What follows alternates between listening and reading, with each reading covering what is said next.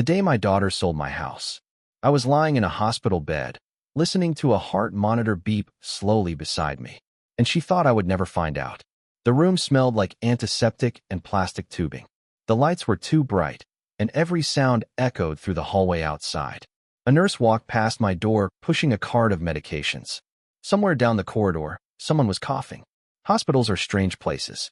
People walk in believing everything will be fine, and sometimes they walk out realizing their entire life has changed. My name is Richard Lawson. I'm 68 years old. 3 weeks before that day, I suffered a mild heart attack. Nothing dramatic. No heroic ambulance scene. Just a quiet moment in my kitchen when my chest suddenly felt like someone had wrapped a steel belt around it. Next thing I remember, I was in the hospital. Doctors said I was lucky, but while I was lying there recovering, my daughter Emily was making decisions about my life. Decisions she believed I would never question. At first, everything seemed normal. Emily visited every day. She brought flowers. She spoke kindly to the nurses. To anyone watching, she looked like the perfect daughter. But sometimes, the appearances hide the truth. The first sign something was wrong came on a Tuesday afternoon. I was half asleep when I heard Emily talking quietly in the hallway. She didn't realize my door was slightly open. "I told you," she whispered into the phone. "He's going to be here for at least another week." Another voice responded through the phone, too faint for me to understand. Emily continued, "Yes, the paperwork will be finished by Friday." Paperwork. At the time, I didn't think much about it. Hospitals involve a lot of paperwork. Insurance, medical forms, billing documents. So I closed my eyes and ignored it. But 2 days later, something else happened. A man walked into my hospital room wearing a gray suit and carrying a leather folder. He smiled politely. "Mr. Lawson?" "Yes. My name is Daniel Carter. I'm with Carter Realty." Realty. That word caught my attention immediately. "I'm sorry," I said slowly. "Why are you here?" The man looked confused. "Your daughter asked me to meet you here." "My daughter?" "Yes. Emily Lawson." He opened the folder and pulled out several documents. "I just need a quick signature to finalize the sale." "Sale?" For a moment, the word didn't make sense. "What sale?" Daniel Carter blinked. "The sale of your property on Maplewood Drive. My house. The small white house I had lived in for 32 years. The house where Emily grew up. The house where my wife and I raised our family. The house Emily was now trying to sell. Without telling me. "I think there's been a misunderstanding," I said quietly. The realtor looked genuinely surprised. "Your daughter said you had already agreed." "I didn't." He slowly closed the folder. Oh, that was the moment something inside me shifted. Because this wasn't a misunderstanding. Emily hadn't asked my permission. She had simply assumed I would give it. Or worse, she believed I was too weak to stop her. "Did Emily sign anything?" I asked. Daniel Carter nodded. "Yes. She signed as your legal representative." Legal representative. That phrase chilled me instantly. Because it meant one thing. Emily had used the power of attorney I gave her last year. At the time, it seemed harmless. I had trusted her. After all, she was my daughter. But power of attorney is a dangerous tool in the wrong hands. "Thank you for coming," I told the realtor calmly. "But I'm not signing anything today." He looked relieved. Of course.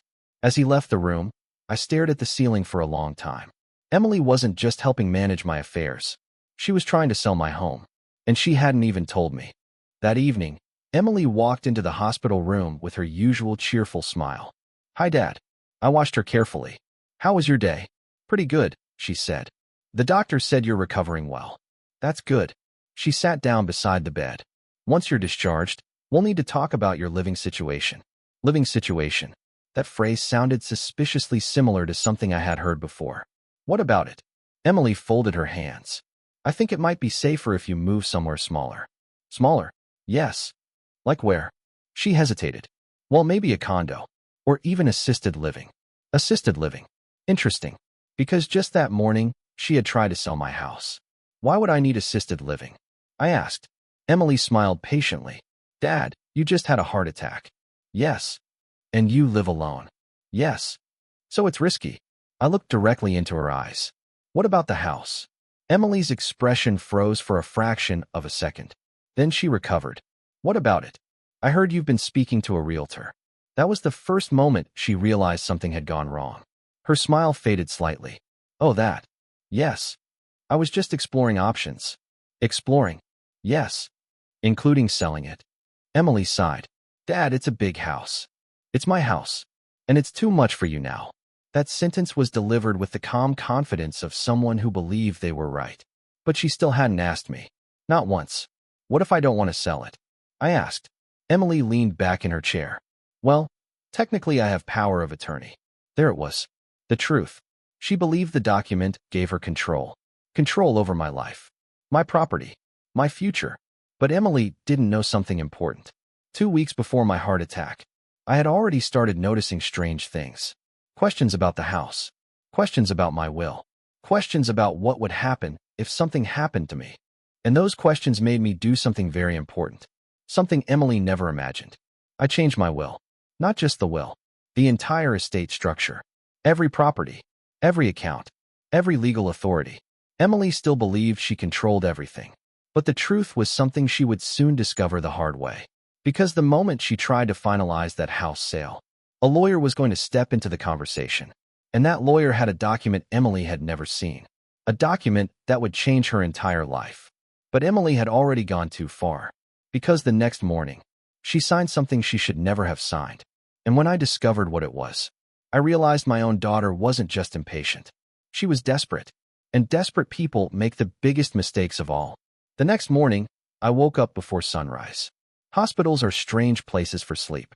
You close your eyes for a few minutes, and suddenly machines start beeping or nurses walk in to check your blood pressure. But that morning, I wasn't thinking about the hospital. I was thinking about my house. The small white house on Maplewood Drive. 32 years of memories lived inside those walls. My wife, Linda, planted the oak tree in the front yard the year Emily turned 6. Every summer we used to sit on the porch with lemonade and watch the neighborhood kids ride their bikes down the street. After Linda passed away, that house became the last place where I still felt close to her. And now my daughter wanted to sell it. Without even asking me. Around 8:30 that morning, Emily walked into my room again. Same smile. Same cheerful voice. Good morning, Dad.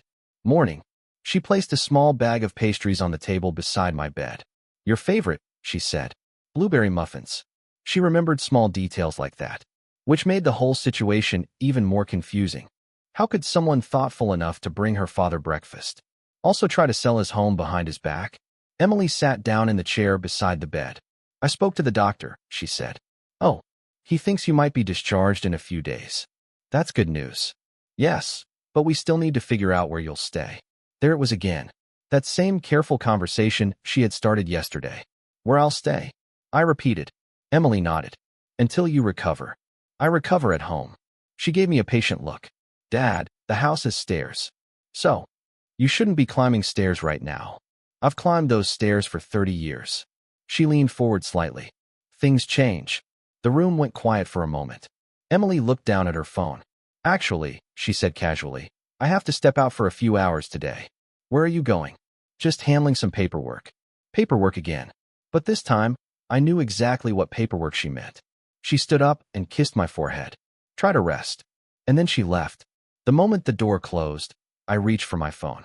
I called the one person who already knew about the situation. Good morning, Richard, a calm voice answered. Morning, Thomas. Thomas Blake had been my lawyer for nearly 20 years. He handled my estate planning after Linda passed away.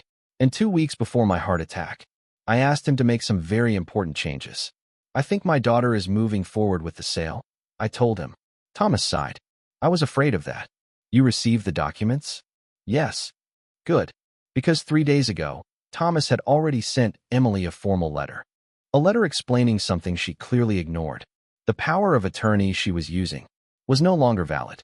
2 weeks earlier, I had revoked it. But Emily never bothered checking. Which meant the moment she tried to sell my house, she would be signing documents without legal authority. And that mistake could have very serious consequences. Do you want me to stop the sale?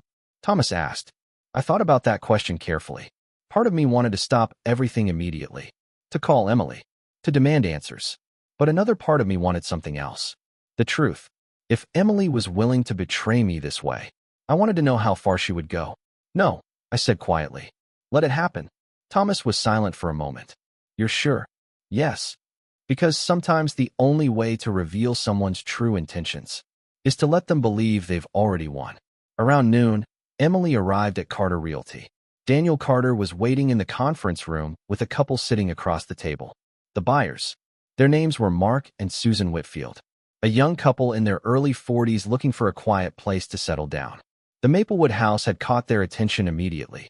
Beautiful neighborhood, large backyard, old oak tree in the front. Daniel greeted Emily politely. "Good afternoon." "Hi, Daniel." He looked slightly uncomfortable. "I spoke with your father yesterday." Emily's smile didn't move. "Yes, he told me."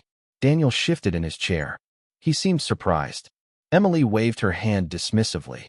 "My father just had a heart attack." He's confused. The words came out so easily, like she had rehearsed them. "I understand," Daniel said cautiously. Emily opened her briefcase. "Let's just finalize the sale." Mark and Susan Whitfield watched the conversation quietly. They had no idea the situation was more complicated than it appeared. Daniel hesitated. "Are you sure everything is in order legally?" Emily pulled out the power of attorney document. "Completely." And with that, the meeting continued. One by one, the papers were placed on the table. Property transfer, sales agreement, ownership documents. Emily signed each one without hesitation. By the end of the meeting, my house had officially been sold. Or at least, that's what Emily believed. Later that afternoon, Thomas Blake received a phone call. Not from Emily. From Daniel Carter. "Mr. Blake," the realtor said nervously, "I just finalized the sale of the Maplewood property." Thomas leaned back in his chair. "I see. But something feels off." "Why?" "Your client seemed unaware of the sale yesterday." Thomas sighed quietly. "That's because he was." Daniel froze. "What?" "You should probably check the revocation notice we sent last week." There was a long silence on the phone. "Revocation?" Daniel asked slowly. "Yes. The power of attorney was revoked 2 weeks ago." Daniel's voice dropped. "Oh my God." Because at that exact moment, the truth became very clear. Emily Lawson had just sold a house she had no legal authority to sell. That evening, Emily returned to the hospital again. But this time, she looked unusually happy. She walked into the room holding her phone. "Good news, Dad." "Oh, the house situation is handled." I raised an eyebrow. "Handled?" "Yes." She smiled proudly. "I sold it. Just like that. No hesitation. No guilt. She had sold my home. And now she was telling me as if she had done me a favor." "Really?" I said calmly. "Yes. You sold my house while I was in the hospital. It was the responsible thing to do." "Was it?" Emily nodded confidently. "You'll thank me later." I looked at her quietly for several seconds. Then I said something she wasn't expecting. "Did you check the new documents?" Her smile faded slightly. "What documents?" "The ones I signed 2 weeks ago." Emily frowned. "What are you talking about?" "That house," I said slowly, "is no longer part of my estate." The silence that followed was thick. Emily's face turned pale. "What?" I reached for the folder beside my bed. Inside was a copy of the new will Thomas prepared, and the very first clause explained everything. 2 weeks earlier, I transferred the ownership of the Maplewood house into a protected family trust. A trust Emily did not control, which meant something very interesting had just happened. Emily didn't sell my house. She tried to sell property that legally belonged to the trust, and trusts have very strict legal protections. Emily stared at the document with wide eyes. This isn't possible. But it was. And the worst part for her? The buyers had already transferred the money, which meant the entire situation was about to become a legal nightmare.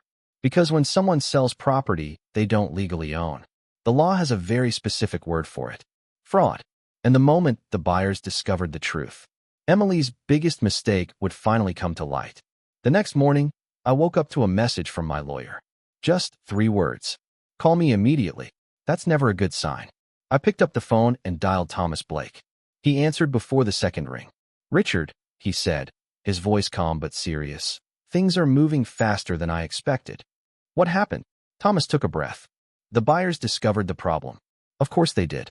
Because real estate transactions don't end when the papers are signed. Banks verify documents. Title companies review ownership records.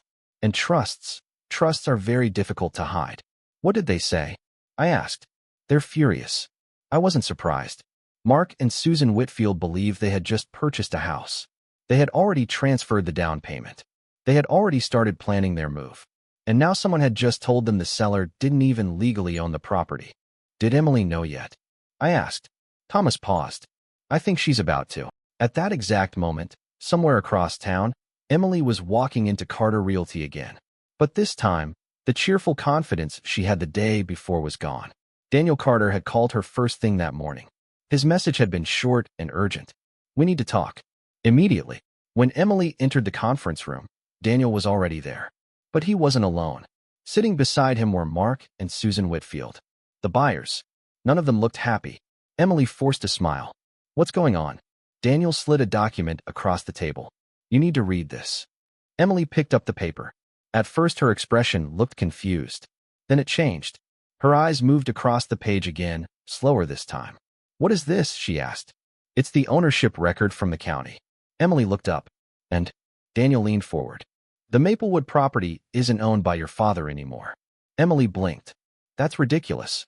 It's owned by something called the Lawson Family Trust. The room fell silent. Emily stared at the document again. This must be a mistake. Mark Whitfield spoke for the first time. We transferred $200,000 as a down payment. Emily turned toward him. And we just learned you didn't have the legal authority to sell the house. Emily felt the room spinning slightly. Because in that moment, she remembered what I had told her in the hospital. Did you check the new documents? Her stomach dropped. Daniel continued carefully. The trust was created 2 weeks ago. 2 weeks? Yes. Emily shook her head. No, that's not possible. But the document in her hand was official, filed with the county, legally registered, and completely valid, which meant something very simple had happened. Emily had sold a house she did not legally control, and the buyers had just realized it. Mark Whitfield stood up from his chair. Where is our money? Emily tried to keep her voice steady. The funds are in escrow. Daniel cleared his throat. Actually, they were transferred to the seller's account yesterday. Emily turned slowly toward him. What? You requested the early release. Her heart started pounding. Yes, but that money is still available. Mark crossed his arms. It better be. Because from the buyer's perspective, this situation was starting to look very dangerous. Meanwhile, back at the hospital, Thomas Blake was explaining everything to me. The Whitfields have already contacted their attorney, he said. That was quick. They believe they've been defrauded. I looked out the window at the parking lot below. Well, technically they have. Thomas didn't disagree. Emily is in serious trouble if this isn't corrected immediately. Is the trust protected? Completely. Because the Lawson Family Trust had been designed for exactly this kind of situation. Once the house entered the trust, no individual family member could sell it without approval from the trustee. And the trustee wasn't Emily. It was Thomas, which meant Emily had absolutely no authority over the property. None. But that wasn't the worst part. What about the money? I asked. Thomas hesitated. That's where things become complicated. How? The down payment was released yesterday afternoon, and it was transferred to Emily's personal account. I closed my eyes for a moment. That was a very bad decision. Because once money enters a personal account, every movement leaves a trail. A legal trail. Did she spend it? I asked. We're about to find out. At that same moment, Emily was sitting in her car outside the real estate office. Her hands were shaking as she opened her banking app. She checked the balance. The money was there. $200,000. For a brief moment, she felt relief. But then her phone rang. Unknown number. Hello. Miss Lawson? A calm voice asked. Yes. My name is Robert King. I represent Mark and Susan Whitfield. Emily felt her stomach tighten. I understand there may be an issue with the property transaction. It's just a paperwork misunderstanding, she said quickly. I'm sure we can resolve it. Robert King's voice remained steady. That's good to hear. Because if the funds are not returned immediately, he paused briefly. My clients will pursue legal action. Emily gripped the steering wheel tightly. That won't be necessary. Then I suggest returning the funds today. The call ended. Emily sat in silence, her mind racing. If she returned the money, the sale would collapse. If she didn't, things could become much worse. But Emily made a decision in that moment. A decision that would turn a bad situation into a disaster. Instead of returning the money, she tried to move it. She opened the banking app again and transferred the $200,000 into another account, an investment account she had recently opened. She believed moving the money would buy her time. Time to fix the situation. Time to convince the buyers to renegotiate. Time to figure out what the trust meant. But she didn't realize something very important. The moment she moved that money, the transaction became something else entirely. Because legally speaking, it now looked like intentional fraud. Later that evening, Thomas Blake called me again. They moved the funds, he said. Emily. Yes. Where? An investment account. I sighed quietly. That was exactly the wrong move. Because the Whitfield's lawyer had already contacted the bank. And banks don't ignore fraud complaints involving large transactions. They're freezing the account tomorrow, Thomas said. That fast? Yes. Because once financial institutions detect suspicious activity, they move quickly. And Emily had just triggered every warning signal.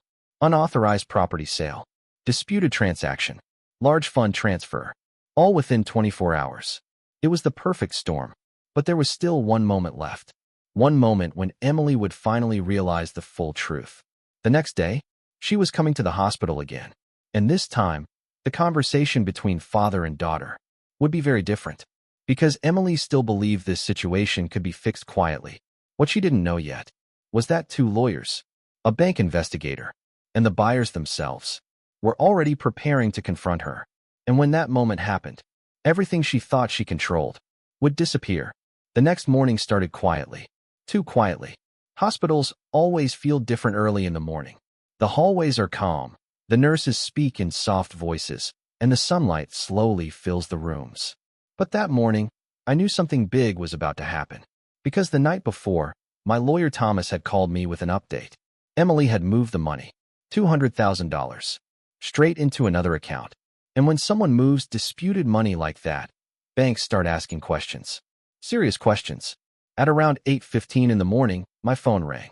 It was Thomas again. Good morning, Richard. Morning. What's the situation? The bank froze Emily's account. That was fast. How long ago? About 20 minutes. I leaned back in the hospital bed. And the buyers? They're pushing forward with legal action. Of course they were. Mark and Susan Whitfield believed they had been scammed out of their savings. And from their perspective, they had. Their lawyer contacted Emily this morning. Thomas continued. And she's on her way to see you right now. I looked toward the hospital door. Emily hadn't visited yet that day. But now I knew exactly why she was coming. She wasn't bringing muffins this time. She was bringing panic. Because when someone's bank account gets frozen, their confidence disappears very quickly. About 20 minutes later, I heard quick footsteps coming down the hallway. Then the door opened. Emily rushed into the room. Her face was pale. Her hair looked rushed. And for the first time in days, she didn't look confident. Dad, she said quickly. I looked at her calmly. Morning. We need to talk. That sounds serious. Emily closed the door behind her. My bank account is frozen. I heard. Her eyes widened slightly. You knew? Yes. How? Lawyers talk to each other. Emily began pacing the room. This whole situation is getting out of control. Is it? Yes. She turned toward me. The buyers are threatening legal action. That's understandable. They think I committed fraud. I didn't say anything for a moment. Because sometimes silence forces people to hear their own words. Finally, Emily stopped pacing. You need to fix this. I raised an eyebrow. I do. Yes. You're the one who sold the house. I had power of attorney. Not anymore. Emily shook her head. You never told me you revoked it. I sent the notice. I never saw it. That doesn't change the law. Emily's voice began rising. You're letting this happen. No, I said quietly. You caused this. The room went silent. For the first time since this whole situation began, Emily looked truly scared. Dad, please. That word surprised me. Because Emily rarely said please anymore. I just need your help fixing this. What kind of help? You can tell the buyers the sale was a mistake. It was. And you can tell the bank to release the funds. I shook my head slowly. That's not how fraud investigations work. I didn't commit fraud. Then why did you move the money? Emily froze. Because she didn't have an answer for that. Moving the money had been a panic decision.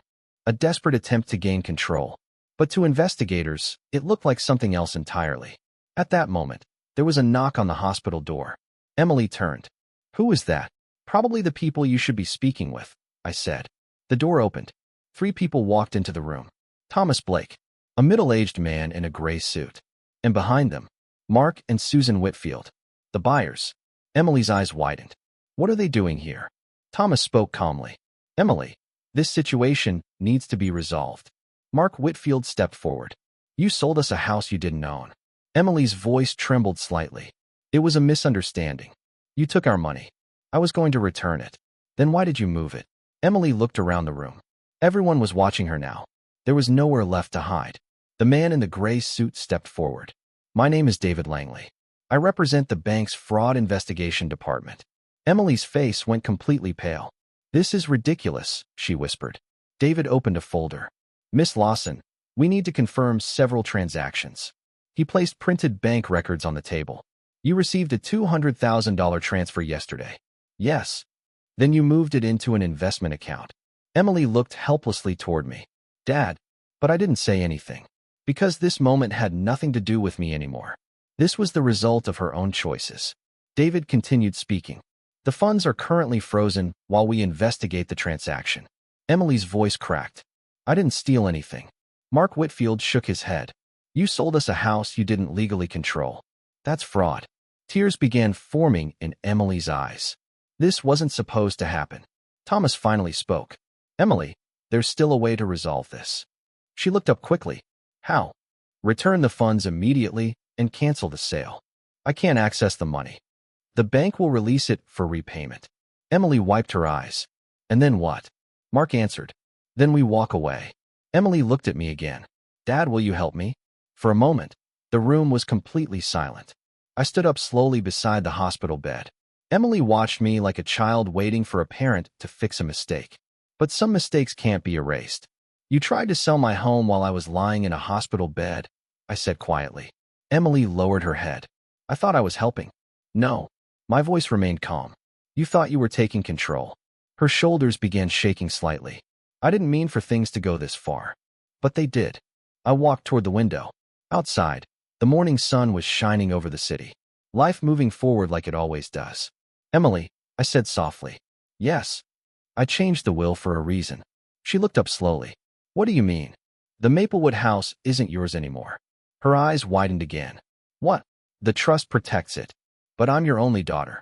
That doesn't mean you automatically deserve everything. Emily stared at me. You're punishing me. No. I turned back toward her. I'm protecting what your mother and I built. The room was silent again. Finally, Emily nodded slowly. I'll return the money. Mark Whitfield crossed his arms. That's the right decision. David Langley closed his folder. If the funds are returned today, the investigation will remain civil. Emily whispered quietly. Okay. For the first time since this entire situation began. She looked defeated. Not angry. Not defensive. Just tired. A few hours later, the bank reversed the transaction. The Whitfields received their money back. The sale was officially canceled. And the Maplewood house remained exactly where it belonged. Safe inside the Lawson family trust. Emily left the hospital that afternoon without saying much. We didn't argue. We didn't shout. Because sometimes the strongest lesson isn't delivered with anger. It's delivered with consequences. A week later, I was discharged from the hospital. I went back to my house. The same house Emily tried to sell. The oak tree was still standing in the yard. The porch looked exactly the same. And as I sat there that evening, I realized something important. Money doesn't destroy families. Greed does. Emily had believed she could take control of my life. But the moment she tried to sell that house, she discovered something she never expected. I had already changed everything.